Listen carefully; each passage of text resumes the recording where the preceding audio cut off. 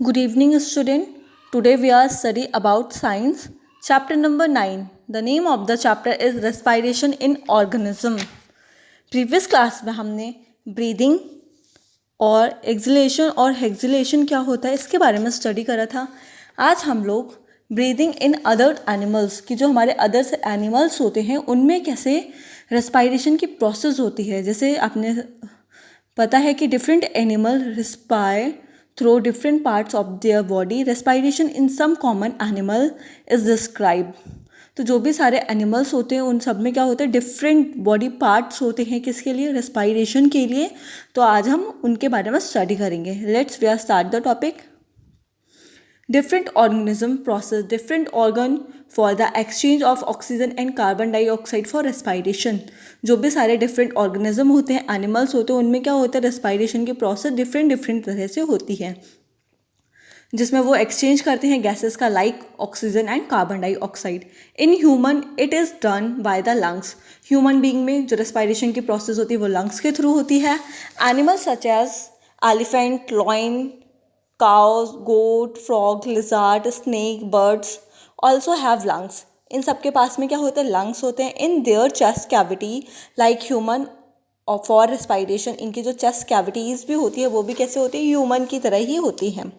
The smaller animal like cockroach, earthworm, fishes, ant and mosquito do not have lungs. जो भी हमारे cockroaches होते हैं, अर्थवॉर्म या फिश होते हैं, इनमें क्या होते हैं, लंग्स नहीं प्रेजेंट होते हैं. इन organism like fishes it is done by the girls. Fishes में जो रेस्पायरेशन की प्रोसेस होती है वो गल्स के थ्रू होती है. Earthworm use their moist skin for exchange of gases. Earthworm में उसकी स्किन के थ्रू गैसों का एक्सचेंज होता है. Insect have spiracles for exchange the gases. जो हमारे इंसेक्ट होते हैं उनमें स्पाइकल्स होते हैं जिनके थ्रू वो क्या करते हैं, गैसेस का एक्सचेंज करते हैं. अब हम इनको इवेल्युएट करके पढ़ेंगे. सबसे पहले आता है हमारा कॉकरोच कि जो इंसेक्ट्स होते हैं इनमें कैसे रेस्पायरेशन की प्रोसेस होती है. A cockroach has small opening on the side of its body. Other insect have a similar opening. These opening are called spiracles. तो जो भी हमारे कॉकरोचेस होते हैं इनमें स्मॉल ओपनिंग होती है जिनको स्प्रिकल्स बोलते हैं, जिनके थ्रू वो क्या करते हैं, गैसेस लेते हैं. Insect have a network of air tube called trachea for gas exchange. Insect में एक नेटवर्क होता है एयर ट्यूब का जिसको ट्रैकिया बोलते हैं. तो जो गैस एक्सचेंज होता है वो ट्रैकिया के थ्रू होता है. Oxygen rich air rush through spiracles into the trachea tube different into the body tissue and reaches every cell of the body. तो जो ऑक्सीजन होती है वो कॉकरोच में स्पिकल्स के थ्रू अंदर जाती है, अंदर से फिर वो ट्रैकिया ट्यूब में जाती है और फिर उसके थ्रू बॉडी के टिश्यू में जाती है और फिर उसके बाद में बॉडी के हर एक सेल तक पहुंचती है. Similarly carbon dioxide from the cell goes into the trachea tube and move out through spiracles. और जो भी हमारी कार्बन डाइऑक्साइड है वो भी बॉडी सेल से ट्रैकिया में जाती है और फिर उसके बाद में स्पाइकल्स के थ्रू बॉडी से बाहर निकल जाती है. दीज एयर ट्यूब और trachea are found only in insect. जो भी एयर ट्यूब होते हैं और जो ट्रैकिया होते हैं वो सिर्फ इंसेक्ट में ही प्रेजेंट होते हैं and not in any other group of animal. और भी किसी एनिमल्स में प्रेजेंट नहीं होते हैं. तो सबसे पहले ऑक्सीजन इन एयर. एयर से हमने ऑक्सीजन ली, वो स्पिकल्स के थ्रू हमारे ट्रैकिया ट्यूब में गई. उसके बाद में बॉडी सेल्स में पहुंचने के बाद में फिर रेस्पायरेशन की प्रोसेस हुई. फिर CO2 प्रोड्यूस ड्यूरिंग रेस्पायरेशन की प्रोसेस के थ्रू कार्बन डाइऑक्साइड प्रोड्यूस हुई. फिर वो बॉडी सेल में आई, बॉडी सेल से फिर वो ट्रैकिया ट्यूब में आई, उसके बाद में स्पिकल्स और फिर उसके बाद में एक्सप्लेड आउट और फिर बॉडी से बाहर निकल गई. तो ये पूरा प्रोसेस होता है हमारा जो इंसेक्ट जो रेस्पायरेशन करते हैं. ठीक है. उसके बाद में आता है हमारा अर्थवॉर्म कि जो अर्थवॉर्म होता है वो कैसे अपना रेस्पायरेशन करता है. Earthworm breathe through their skin. हमें पता है कि अर्थवॉर्म अपने स्किन के थ्रू क्या करता है, ब्रीदिंग प्रोसेस करता है. The skin of the earthworm feel moist and smelly on touch. तो जो हमारा अर्थवॉर्म होती है ये कैसे होता है, बहुत ही ज़्यादा मॉइस्ट होता है और स्लिमी टचिंग होती है. Gases can easily pass through them. जो भी सारी गैसेस होती हैं वो ईजिली पास थ्रू हो जाती हैं. तो इसमें क्या होता है, absorb oxygen from the air through skin. जो अर्थवॉर्म होता है वो एयर में प्रेजेंट ऑक्सीजन से स्किन के थ्रू ऑक्सीजन को एब्जॉर्ब करता है. Oxygen transported to all cell through blood. फिर जो ऑक्सीजन होती है वो पूरी सेल्स में ट्रांसपोर्ट होती है किसके थ्रू, ब्लड के through. Respiration in cells and release of oxygen. फिर जो रेस्पायरेशन की प्रोसेस में क्या होती है, एनर्जी रिलीज होती है जिसमें CO2 प्रोड्यूस होती है during respiration is carry back by blood.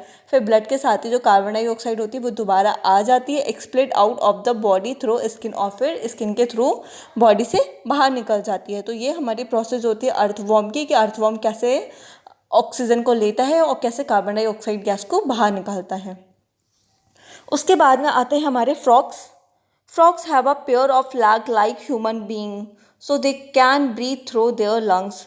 तो जो हमारा फ्रॉग होता है इसमें भी ह्यूमन बीइंग की तरह लंग्स वो प्रेजेंट होते हैं, लेग प्रेजेंट होते हैं, ठीक है, लंग्स प्रेजेंट होते हैं जिनके थ्रू वो क्या करता है, ब्रीदिंग करता है। Also they can also breathe through their skin which in moist and sleepy. और वो क्या करती है, उसकी जो स्किन होती है मॉइस्ट एंड स्लीपी प्लेस में वो अपने स्किन के थ्रू भी ब्रीदिंग प्रोसेस करता है और लंग्स के थ्रू भी क्या करता है, ब्रीदिंग प्रोसेस करता है। उसके बाद में आते हैं fishes. Gills in fish help them to use oxygen dissolve in water. Fish में जो गिल्स प्रेजेंट होते हैं वो क्या करते हैं, वाटर में जो ऑक्सीजन डिजॉल्व होती है उसको ब्रीदिंग करने में हेल्प करते हैं। Gills are very supplied with blood vessels for exchange of gases. जो गिल्स होते हैं वो क्या करती है, ऑक्सीजन को लाके ब्लड में वेसल्स में छोड़ देती है जिसके थ्रू वो क्या करते हैं, पूरी बॉडी में घूमते हैं।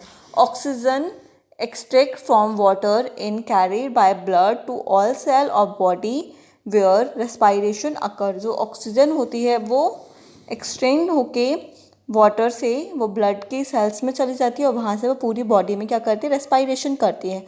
सो CO2 produce during respiration in also expelled through gills. तो जो हमारी रेस्पायरेशन की प्रोसेस में जो O2 बनती है गैस, तो वो क्या करती है, हमारे गिल्स के थ्रू दोबारा बॉडी से बाहर निकल जाती है, ठीक है।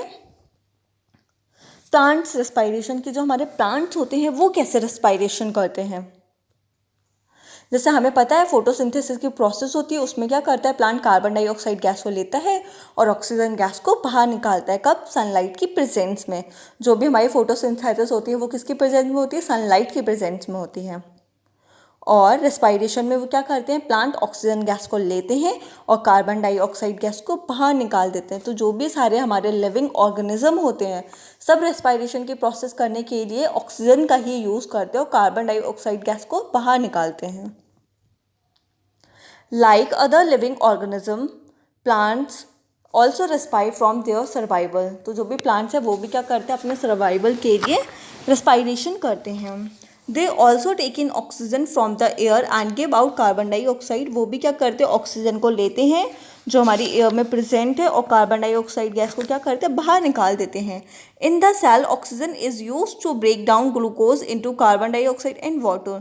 तो जो प्लांट्स होते हैं उनमें एनर्जी के लिए वो क्या करते हैं, ऑक्सीजन का यूज़ करते हैं। उनको जो ग्लूकोज जो फूड बनता है उसको वो क्या करते हैं, ब्रेक डाउन करते हैं किसमें, कार्बन डाइऑक्साइड एंड वाटर में, ठीक है, जिससे क्या मिलती है, उन्हें एनर्जी मिलती है। In each part can independently take in oxygen from the air and give out carbon dioxide। जो भी प्लांट के जो भी सारे पार्ट्स होते हैं वो इंडिविजुअली क्या करते हैं, ब्रीदिंग प्रोसेस करते हैं। वो इन्वायरमेंट से डायरेक्ट ऑक्सीजन को ले सकते हैं और कार्बन डाइऑक्साइड गैस को छोड़ सकते हैं। Leave of the plant have टिनी pores call stromata. जो लीव्स होती है उसमें टिनी पोर्स प्रेजेंट होते हैं जिनको स्ट्रोमेटा बोलते हैं। Exchange of oxygen and carbon dioxide, जिसके थ्रू वो क्या करते हैं, गैसेस का एक्सचेंज करते हैं, ऑक्सीजन लेते हैं, कार्बन डाइऑक्साइड गैस को निकालते हैं। The body system of plant have lenticels. जो बॉडी सिस्टम होता है प्लांट को उसको लेटेंसेंस बोलते हैं। To for the exchange of respiration gases, जिसके थ्रू वो क्या करता है, गैसेस का एक्सचेंज करता है। Root take up the air from the air space present between the soil particle. तो जो रूट होती है वो क्या करती है, एयर स्पेस प्रेजेंट होते हैं जो सॉइल पार्टिकल्स में, उनसे भी क्या करती है, एयर लेती है। तो ड्यूरिंग डे फोटोसिंथेसिस होती है, ठीक है। फोटोसिंथेसिस में प्लांट क्या करता है, कार्बन डाइऑक्साइड गैस को लेता है और ऑक्सीजन गैस को निकालता है। लेकिन रेस्पायरेशन की प्रोसेस में प्लांट क्या करता है, ऑक्सीजन गैस को लेता है और कार्बन डाइऑक्साइड गैस को छोड़ता है, ठीक है। तो इस तरह से उसका क्या होता है, बैलेंस हो जाती है, वो कार्बन डाइऑक्साइड और ऑक्सीजन को बैलेंस कर लेता है, क्योंकि वो दिन में फोटोसिंथेसिस की प्रोसेस में वो क्या करता है, कार्बन डाइऑक्साइड गैस को लेता है, ऑक्सीजन गैस को छोड़ता है। इन नाइट वो रेस्पायरेशन की प्रोसेस करता है तो उसमें ऑक्सीजन गैस को लेता है और कार्बन डाइऑक्साइड गैस को छोड़ता है, ठीक है, क्लियर। तो why you should not sleep under the tree at a night. हम रात के समय में हमें ट्री के नीचे क्यों नहीं सोना चाहिए? बिकॉज क्योंकि प्लांट क्या करते हैं, ऑक्सीजन गैस को लेते हैं और कार्बन डाइऑक्साइड गैस को छोड़ते हैं। अगर हम पेड़ के नीचे सोते हैं तो हमें वो सफोकेशन होता है, हमारा दम घुटने लगता है, डिफ़िकल्टी इन ब्रीदिंग, हमें सांस लेने में क्या होती है, प्रॉब्लम होती है। इसलिए हमें रात के टाइम पे ट्री के नीचे नहीं सोना चाहिए। All living organism need to respire to get the energy need for their survival। तो जो भी सारे लिविंग बीइंग होते हैं उन सबको नीड होती है रेस्पायरेशन की, जिससे क्या मिलते हैं, उन्हें एनर्जी मिलती है अपने सर्वाइवल के लिए। ठीक है, तो बच्चों आप लोग क्या करोगे, हमारे क्वेश्चन हैं describe brief the respiration in frog, earthworm and fish, right 5 point of different between respiration and photosynthesis. तो इन दोनों के क्वेश्चन को आप अपनी कॉपी में करेंगे, ठीक है, और इनको लर्न करेंगे।